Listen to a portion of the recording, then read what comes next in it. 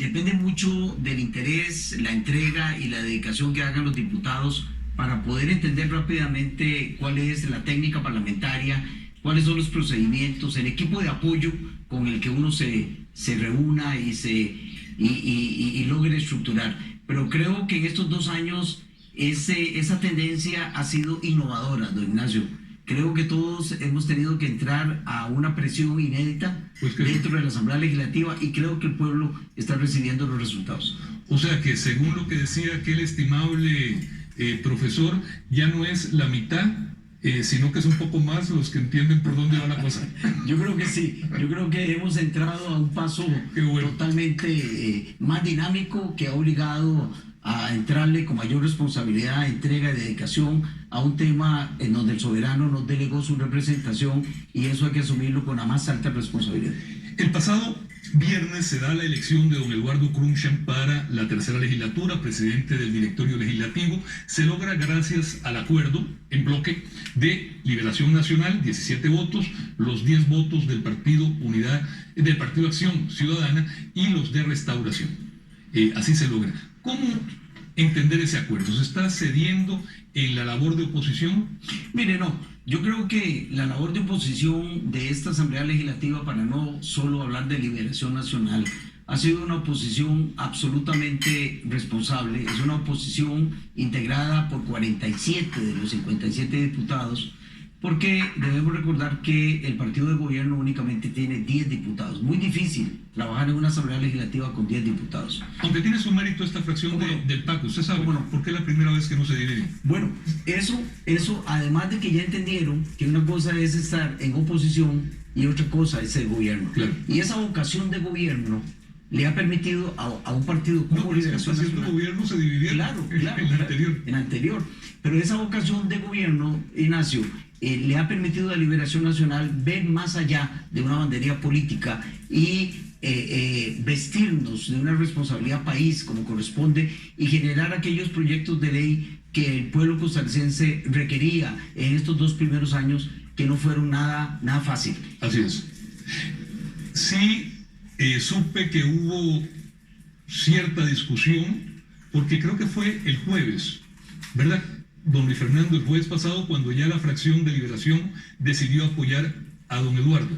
Sí hubo su discusión interna. ¿Cómo no? Mire, Liberación Nacional es una agrupación política y la fracción no debe hacer lo mismo, en donde siempre hay dinámica, donde siempre hay discusión, donde siempre ustedes han sido un partido muy dinámico siempre. Muy dinámico. Nosotros somos muy dinámicos y esto ha hecho que dentro de ese núcleo de diferencias nosotros procuramos que salga lo mejor en posición. Pero a partir de ahí pretendemos salir siempre en bloque, defendiendo posiciones. El jueves, finalmente, en horas de la noche, nos reunimos ahí en un salón anexo del Museo Nacional para brindarle tanto a la señora diputada doña Silvia Hernández, que era la jefe de fracción saliente, y este servidor, brindarle la información de primera mano a nuestras compañeras y compañeros diputados de lo que habíamos conversado con las diferentes agrupaciones políticas que pretendían la presidencia de la Asamblea Legislativa, una vez que Liberación ya había tomado la decisión de no ir por ella. Y entonces estábamos analizando cuál era nuestro posible rol que podíamos jugar en este directorio legislativo, que es fundamental en la construcción de las agendas. Y ahí se dio discusiones y al final sí debo subrayar de que analizando la posibilidad de apoyar a don Pablo Heriberto Abarca del Partido Unidad Social Cristiana o a don Eduardo Krumshan Smith, después de esto hubo una decisión unánime de fracción. La decisión no fue votada, fue unánime de mantener el apoyo al Partido Restauración Nacional.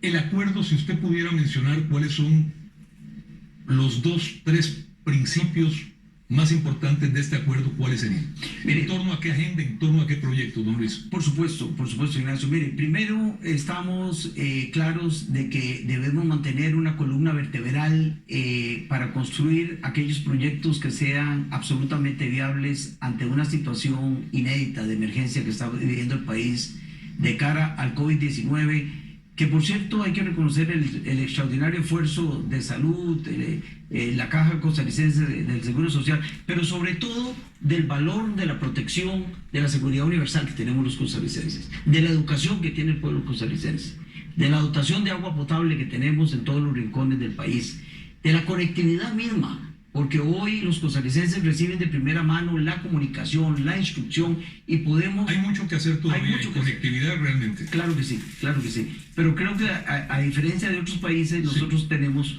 un valor agregado importante. Y en función de esto, estamos seguros que el COVID-19 vino a desarmar nuevamente la estructura productiva de este país. Y hoy tenemos sectores muy afectados como el turismo, como la construcción, como el mismo sector agrario, sector comercial, en donde, bueno, tenemos que ponernos de acuerdo a construir proyectos que le permitan nuevamente a este país reactivarse lo más pronto posible, volver a poner a Costa Rica sobre los rieles del desarrollo. Y yo creo que aquí va a generarse un nuevo punto de inflexión en la historia de Costa Rica. Así como después de la segunda mitad del siglo pasado generamos la Costa Rica de la Constitución de 1949 y eso nos ha permitido llegar hasta el 2020, yo creo que el COVID-19 debe permitirle a todas y a todos los costarricenses volver a replantear nuestro derrotero de desarrollo y sacar lo mejor que tenemos en lo individual y en lo corporativo, en el equipo que podemos hacer los costarricenses para volver a reinventar, volver a reiniciarnos como país con todas las extraordinarias virtudes que tiene el pueblo costarricense.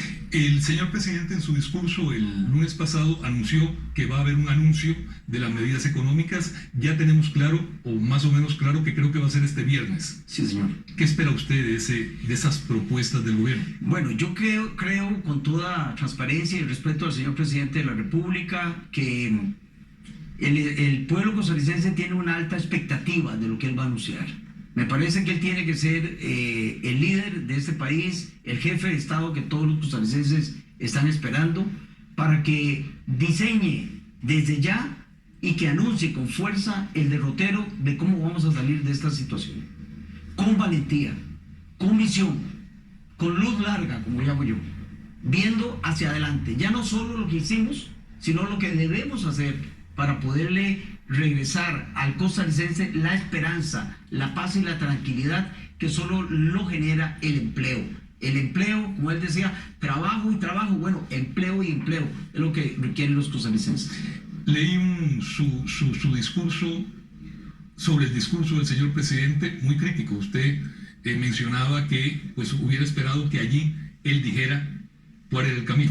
Mire, yo creo que el señor presidente desperdició una extraordinaria oportunidad. Esa oportunidad de brindarle el informe, no a la Asamblea Legislativa, es a todo el país. Esa gran ventana que tuvo él el 4 de mayo, yo creo que la desperdició. Me parece que él debía de haber informado a los costarricenses de cuál era por lo menos los ejes principales de esta agenda que él anunció, que va a anunciar el próximo viernes. Me parece que el equipo económico debió haberlo respaldado, debió haberlo impulsado a que anunciara por lo menos los ejes principales de cuáles son las medidas en materia económica, en materia de empleabilidad, en materia de confianza a los sectores productivos para poder empezar a caminar como país. No debemos perder de vista que el COVID-19 nos tomó con las defensas abajo en materia económica. Apenas estábamos empezando a salir. Apenas empezábamos a ver la luz al final del túnel. Y no solo eso, el déficit más alto en 40 años. Así es. En los primeros 20 meses del gobierno de don Carlos, el desempleo aumentó un 50% y la pobreza estancada. Correcto. Entonces, este 12% que anunciaba el presidente de desempleo, hoy los especialistas nos están hablando cerca del 30%.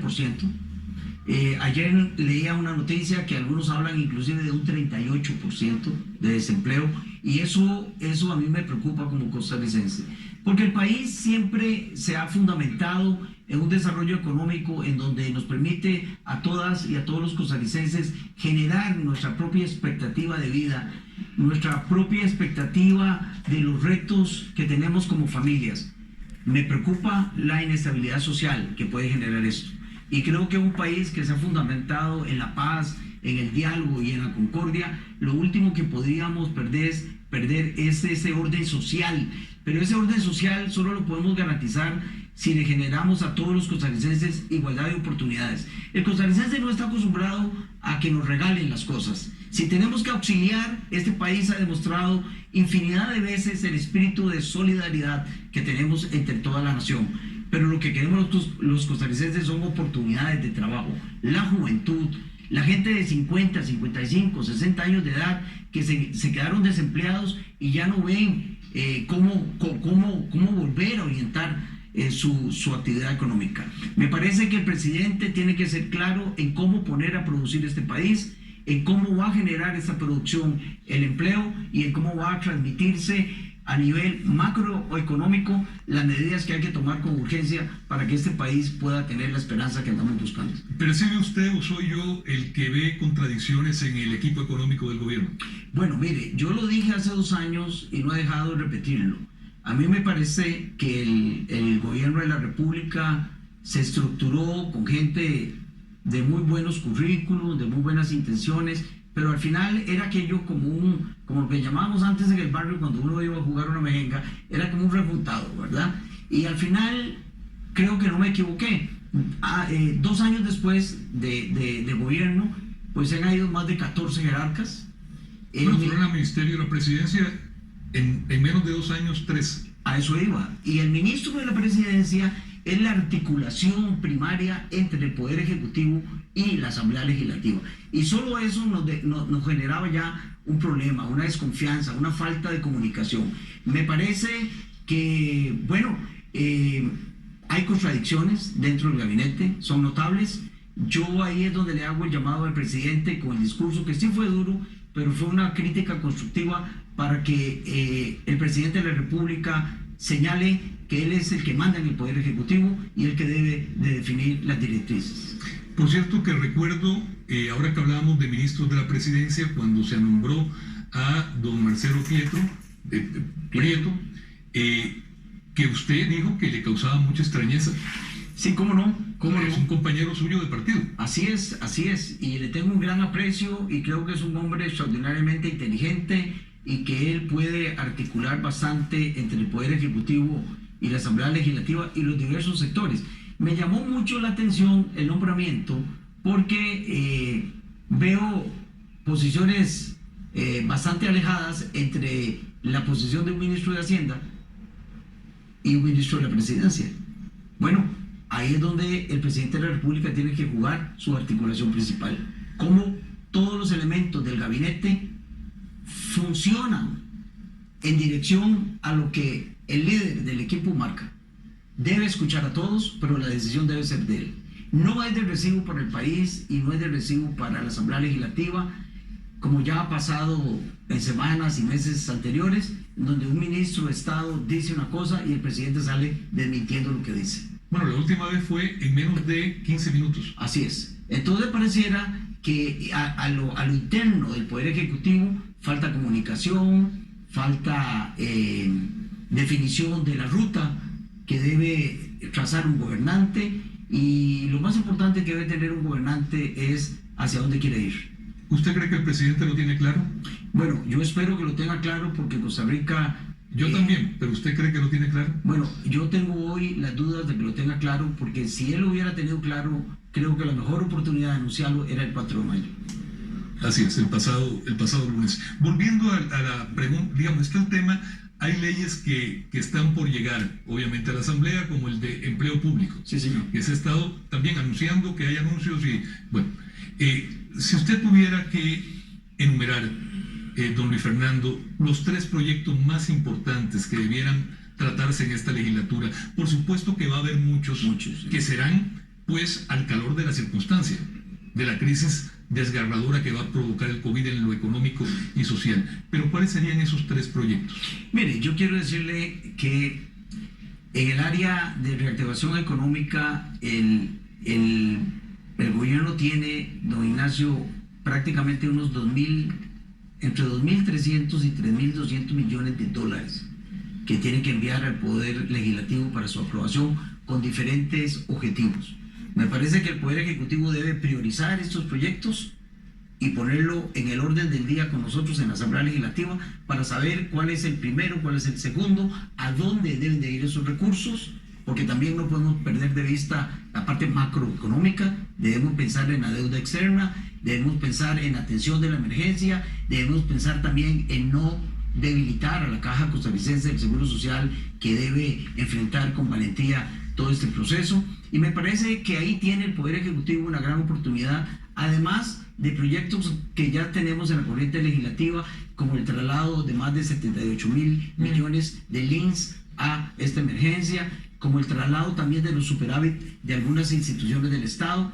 Y me parece que en ese orden él tiene una bolsa donde jugar. Y que me parece que esa orientación es fundamentalmente prioritaria. Pero no solo debemos de pensar en el tema ingresos. Creo que el país necesita también revisar el tema de gasto público. Y me parece que ahí el proyecto de empleo público, del cual yo conocí porque era parte de la Comisión de Gobierno y Administración, el primer proyecto que fue enviado por la ministra de Planificación, lo revisamos en la comisión y le solicitamos que lo retiraran porque creíamos que era muy laxo, se iba por la periferia de lo que debe ser un reordenamiento del empleo público en Costa Rica, en donde seguimos encontrando, don Ignacio y costarricenses, como bien lo señaló la señora Contralora General de la República, grandes diferencias salariales entre puestos iguales. A algunos nos preocupa que en esta circunstancia tan grave, inédita, compleja, difícil, don Luis, ya se comienzan a oír algunos vientos electorales y estamos con el año electoral en el próximo año. ¿En qué medida usted cree que eso pueda afectar o ser inconveniente? Yo creo, don Ignacio, que eso es inevitable por los mismos procesos democráticos ya calendarizados que tiene el Tribunal Supremo de Elecciones y los partidos en su interior. Sin embargo, me parece que aquí es donde el pueblo costarricense debe notar la madurez, el músculo y la experiencia de las agrupaciones políticas, que no podemos perder de vista los procesos electorales, pero no podemos perder de vista el primer plano de responsabilidad que tenemos como partido político. Liberación Nacional tiene una vocación de gobierno, nosotros no podemos perder esa visión y nos cuesta a veces salirnos de ahí, porque a veces algunos quisieran vernos como una oposición radical, oposición por oposición, como en el pasado le hicieron a Liberación Nacional. Así es. Pero nosotros no tenemos esa forma de actuar, de manera tal de que, a pesar de que vengan los vientos electorales, nosotros vamos a tener en primer plano aquellos vientos que nos están obligando no a construir muros, sino a construir molinos. Tienen un gran reto por delante, tuvieron el peor desempeño electoral en toda la historia de Liberación Nacional hace tan solo 2 años. Mire, fue una experiencia increíble porque estábamos llevando la campaña de una manera ordenada, una manera técnicamente bien manejada. Sin embargo, yo considero que el país se polarizó en 2 temas que ya conocemos los costarricenses y perdieron de vista lo que nosotros como Liberación Nacional estábamos ofreciendo. Nosotros estábamos claros de que se venía un problema económico tremendo, que había que meterle mano. Estábamos claros que había que generar empleo y que había que generar una reactivación económica. Sin desarrollo económico no podemos sostener el desarrollo social que los costarricenses tenemos. Como decía mi papá, sin cacao no hay chocolate. Así es. Don Luis, gracias por acompañarnos, estaremos muy pendientes. Esta Asamblea Legislativa tiene un reto como pocas asambleas han tenido, y particularmente esta legislatura. Sí, señor. La mejor de las suertes. Muy amable. A usted y a los 57 diputados. Ignacio, muchas gracias y estamos a la orden suya y de todo el país. Gracias, don Luis. Gracias. Muy amable.